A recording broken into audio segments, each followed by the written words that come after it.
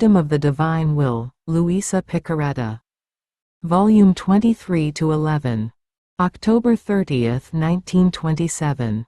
How Divine Love Overflowed in Creation. God's generosity and magnificence in creating the machine of the universe, especially in creating His beloved jewel without any merit. The decision of the divine will to come and reign among creatures. Its balsamic air, its enchanting and captivating beauty. What its knowledge will do. 1. I felt completely abandoned in the divine fiat, and my poor mind seemed to be drenched in the light of its indescribable sanctity, beauty, and happiness. To possess the source of all good things, to enjoy the abyss of the infinite seas of all joys, and to possess all the attractions of inexhaustible beauties, of divine beauties, even to the point of making God Himself fall in love with it, and to live in the divine volition, making it reign in the soul, it is all the same thing. Will of God, how lovable, adorable, desirable more than life itself, your reign is a kingdom of light, which has the power to empty me of all that does not belong to its light. It is a kingdom of holiness, and it transforms me not into the holiness of the saints, but into the holiness of my Creator. It is a kingdom of happiness and joy, and it puts to flight all bitterness, annoyance, and tedium. But how can creatures be disposed to deserve to receive such a holy kingdom?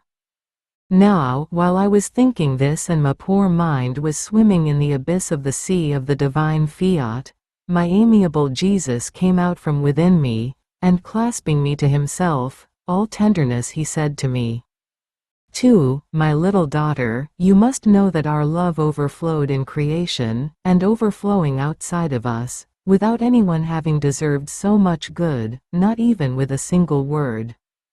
Our supreme goodness and boundless liberality created with such magnificence, order and harmony the entire machinery of the universe for love of one who did not yet exist. After this our love overflowed more strongly and we created Him for whom all things were created, and as we in working always act with unattainable magnanimity, and while we give everything we do not exhaust ourselves, so that nothing should be lacking in our work of magnificence, of greatness and of all goods, in creating man, without him having any merit, as a dowry, as a foundation, as the substance of all goods, joys and congratulations, we gave Him our will as His kingdom, so that He would lack nothing. Having at His disposal a divine will, and with it our supreme being. What honor would it have been for us if the work of creation had been poor, devoid of light, without the multiplicity of so many created things, without order and without harmony? And our beloved jewel, our beloved Son, who is man, without the fullness of the goods of Him who had created him. It would have been no honor for Him who possesses everything and can do everything, to make an incomplete work, much less since our love, overflowing strong, more than impetuous waves, wanted to give, to unburden itself as much as it could, until it filled our beloved jewel with all possible and imaginable goods and formed seas around it, overflowing from itself, which had been placed in it by its Creator. 3. And if man has lost it, it was he who of his own free will rejected the kingdom of my will, its dowry and the substance of his happiness.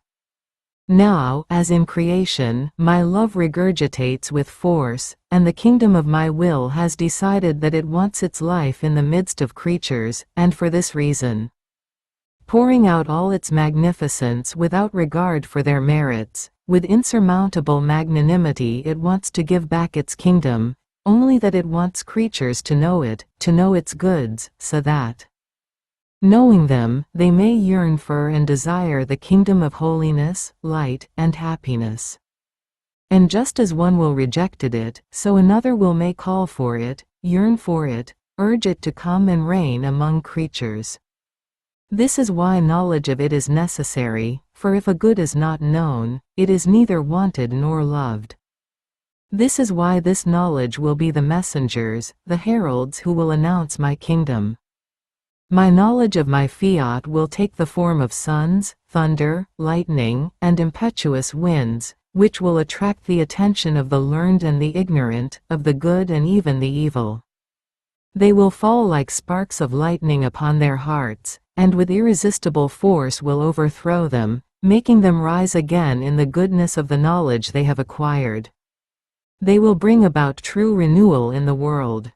They will assume every attitude to attract and conquer creatures, taking the form of peacemakers who desire the kiss of creatures in order to give them their own, to forget all about the past and remember only to love one another together and make each other happy. They will take the form of warriors convinced of their victory, to make certain the conquest they wish to make of those who know them. They will now act as incessant prayers that will only cease to implore when creatures, overcome by the knowledge of my divine will, say, "You have won. We are now prey to your kingdom."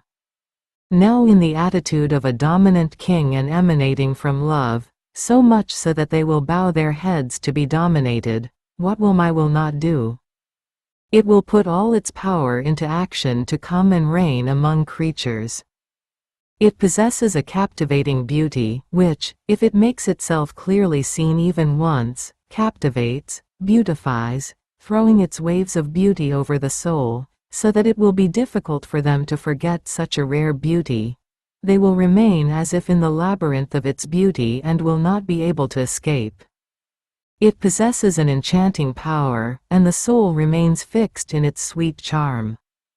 It possesses a balsamic air which, when breathed, they will feel the air of peace, of sanctity, of divine harmony, of happiness, of the light that purifies all, of the love that burns all, of the power that conquers all.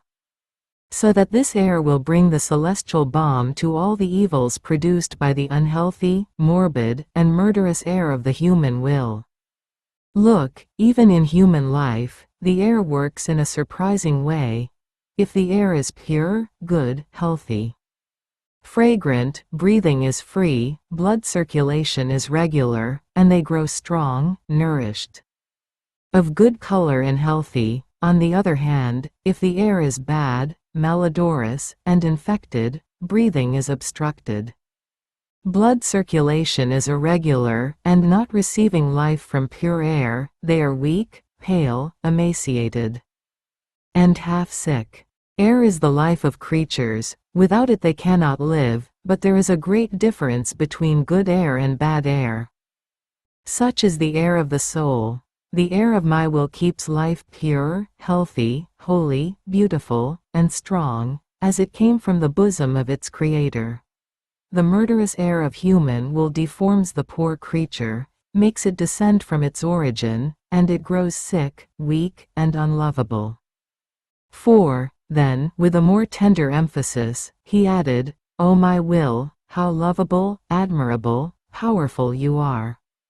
Your beauty enchants the heavens and maintains the charm that enraptures the entire celestial court, so that they are happy because they cannot take their gaze off you. Ah! With your enchanting beauty that enraptures everything, enraptures the earth, and with your sweet charm enchants all creatures, so that one may be the will of all, one the sanctity, one the life, one your kingdom, one your fiat, as in heaven so on earth."